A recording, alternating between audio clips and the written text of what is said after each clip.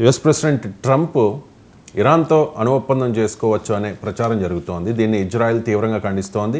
ఇమ్మీడియట్గా ఇరాన్ అణు స్థావరాలని ధ్వంసం చేయాలనేది ఇజ్రాయెల్ డిమాండ్. అంటే అణు ఒప్పందం జరిగే అవకాశం ఉందా యుఎస్కి అండ్ ఇరాన్కి మధ్య?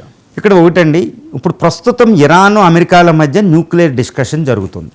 అమెరికా ఏమంటుందంటే నువ్వు న్యూక్లియర్ వెపన్స్ తయారు చేయకూడదు, న్యూక్లియర్ వెపన్స్ తయారు చేయకుండా నువ్వు పీస్ఫుల్గా న్యూక్లియర్ ఎనర్జీ చేసుకో, కానీ ఐఏఈఏ పర్యవేక్షణలో చేసుకో.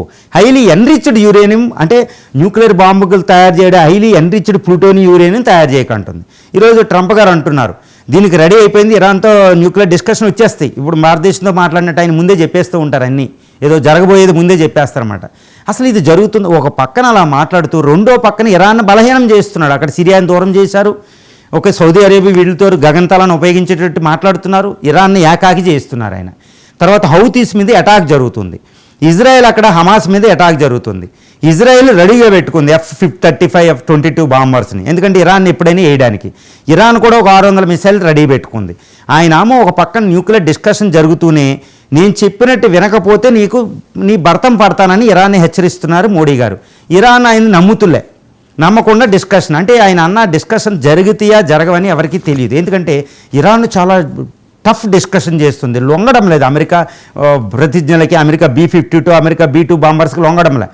అదే సమయంలో ఇజ్రాయెల్ ఏమంటుందంటే అసలు అణు ఒప్పందాన్ని ఇరాన్తో కుదుర్చుకోవద్దు, ఏదో రకాల అణుబాంబులు తయారు చేసేస్తారో దాని బదులు మనకు బలం ఉంది కాబట్టి ఇరాన్ న్యూక్లియర్ రియాక్టర్లను పేల్చేద్దాం, దాన్ని లేకుండా చేసేద్దాం, అది ఈజీ మార్గం అని ఇజ్రాయెల్ నెతన్యాహు గారు అంటూ ఉంటారు.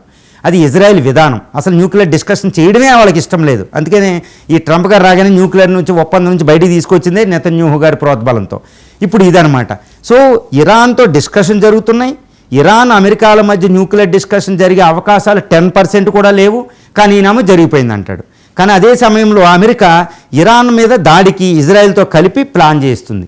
ఇరాన్ కూడా అమెరికా ఇజ్రాయెల్ దాడి చేస్తే ఎలా తట్టుకోవాలో దాని వ్యూహం ఇరాన్ రిపబ్లికన్ ఫోర్స్ స్టడీగా ఉంది.